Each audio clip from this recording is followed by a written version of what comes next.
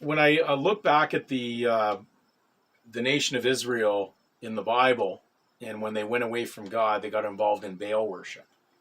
And the interesting uh, scene that it was amongst these nations that were away from God was that the nations that surrounded them were involved in worshiping um, these figures that were part man and cow or bull. And in fact, they even offered up their children unto the god Moloch, which was part of the uh, connection of these Baal gods that the nations around them were engaged in worship with. So God pulled his spirit away from the nation of Israel when they had actually gone down those directions, worshiping these things that were abominable.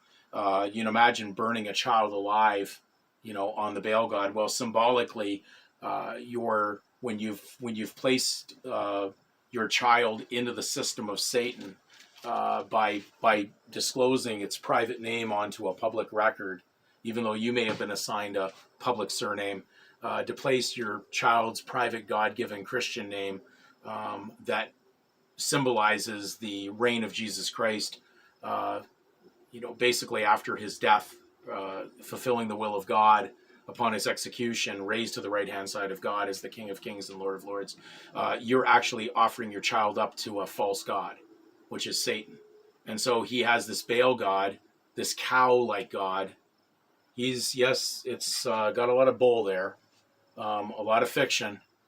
And the cow, interestingly, of the Baal worship seems to have a lot of symbolism with what we call this new injection jab, because that word, when they inject you, where it comes from, the origin of that word that starts with a V, comes from vacca.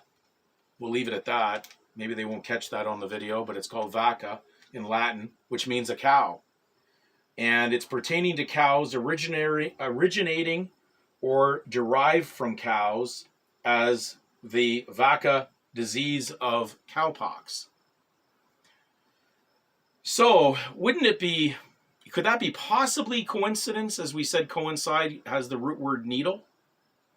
Could that be possibly coincidence that the two go together and it represents this? And then we go to the word Baal, which was an idol among the ancient Chaldeans and Syrians, Babylonians, representing the sun, Lord of the dead, God of the flies, which is leading to the theory around the Lucifer rays, possible scratch or mark that they may put on you as a chip in order to get in and out of the stores eventually. It won't just be because of you being unsafe to their world because you weren't jabbed. It's based on the fact that you're not carrying the poison of thought anymore. You're not part of that side. You've gone down the spiritual side of God, your creator. You're not part of this recreation thought of sorcery pharmakia. And you got to be very, very concerned that when you're believing in that and you're willing to take something that represents most likely this cow. And, you know, it's interesting, the word cow in its verb form means to depress with fear, to sink the spirits of courage. And courage, the root word is heart. It says to oppress with habitual timidity.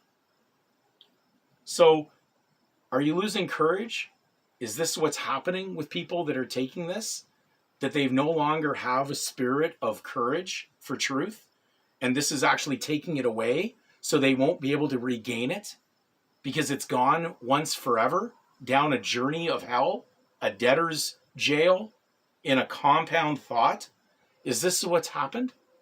Have we really fallen prey to good and evil at this point? This is probably the ultimate form of worship to evil by taking this into your body. You've now become part of the most ultimate vile abomination, Baal worship, that's ever happened, leading back to the cow.